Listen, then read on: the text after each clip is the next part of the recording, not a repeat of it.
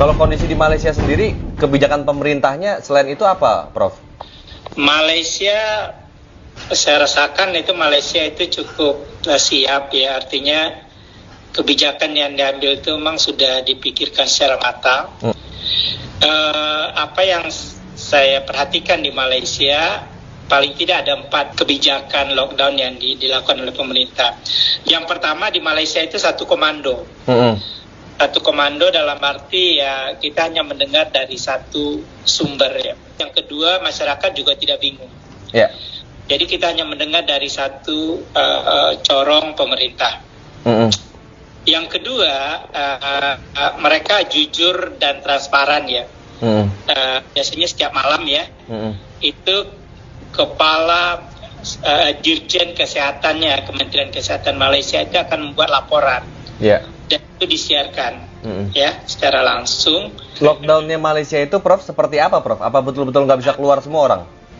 Lockdown di Malaysia, mereka nggak nyebut lockdown ya, mereka nyebutnya restricted movement.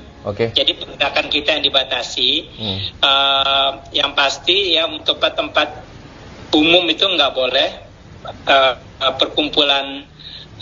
Mereka nyebut ngumpul-ngumpul ramai-ramai, bahkan masjid pun harus ditutup segala macam. Yang kedua, hanya keperluan-keperluan mendesak ya, kebutuhan utama yang dibolehkan, dan itu hanya satu orang kepala keluarga. Hampir tidak adalah kita mendengar orang kekurangan makanan ya, kekurangan makanan. Bahkan mahasiswa yang terpaksa tinggal di asrama dan sudah tidak bisa keluar, itu disediakan makanan. Ya. Dan ini bukan hanya tugas dari pemerintah. Disediakan oleh pemerintah? Ya. Wow. Jadi makanan ya. Prof, kan gini, Prof. Kalau misalnya kondisi lockdown itu kan biasanya diimbangi dengan orang-orang pekerja sektor informal itu jadi nggak bekerja ya. Otomatis penghasilan mereka nggak ada, itu kan, Prof. Nah itu pemerintah ada semacam kayak tunjangan ke mereka nggak, atau ke seluruh rakyatnya? Kebijakan mereka menyebutnya kebijakan prihatin Malaysia 2020. Atau sebenarnya ini lebih kurang paket insentif ekonomi di waktu COVID-19. Ya. Mereka itu mengalokasikan sekitar 250 miliar ringgit ya. Itu sekitar kalau dikalkulasi tadi 3.300 kurs Malaysia sekarang itu lebih kurang 825 triliun. 825 triliun? 5 triliun ya. Masya Allah. Sekitar 500 juta ringgit ya, 500 juta ringgit itu sekitar 16,5 triliun itu untuk kesehatannya, Kemenkesnya. Pembelian APD, pembelian ventilator baru dan segala macam.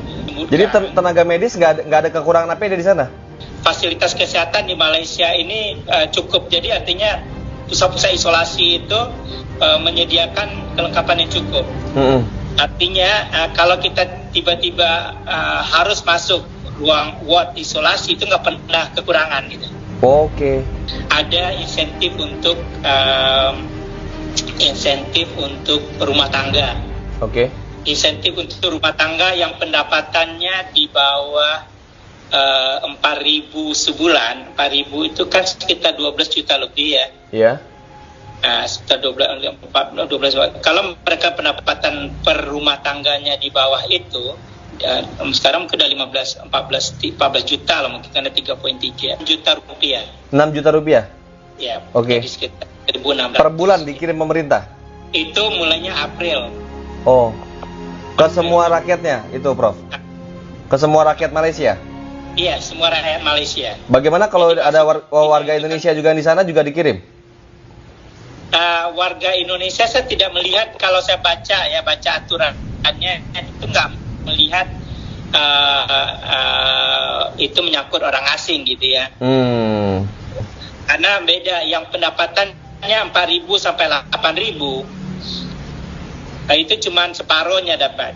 800 ringgit, sekitar 3 jutaan ya. Yang kedua, ada allowance atau tunjangan untuk pekerja tentara, custom dan segala macam yang terpaksa harus kerja ekstra ya. Ada lagi allowance khas sebulan 600 ringgit, sekitar 2 juta untuk dokter dan para medis. Oh, tambahan Tambahan ini. tentara, polisi, tenaga medis gitu ya? Iya.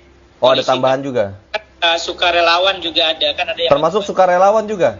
Iya, karena di sini disebut kalau sukarelawan, polis rela, ini sukarelawan ya, dapat 200 ringgit ya, 600. Oh, termasuk security itu, Prof? Iya, iya ini. Oh. Kalau lagi misalnya ada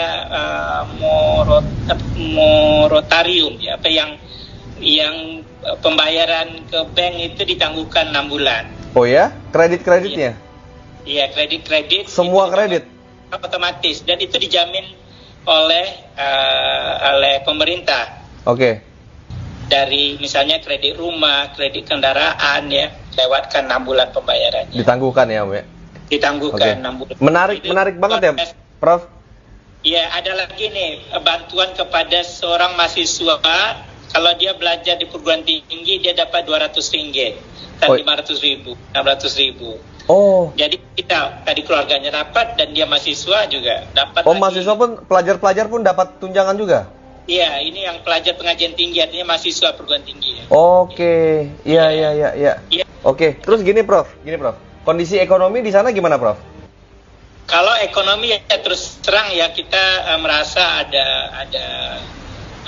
ya pasti turun lah ya, karena kebanyakan industri manufacturing banyak yang berhenti produksi. Adanya paket insentif dari pemerintah seperti ini, mungkin mereka sedikit terbantu. Dan diharapkan oleh pemerintah dana-dana tadi itu memang hanya untuk mensupport kegiatan rutin sehari-hari di rumah.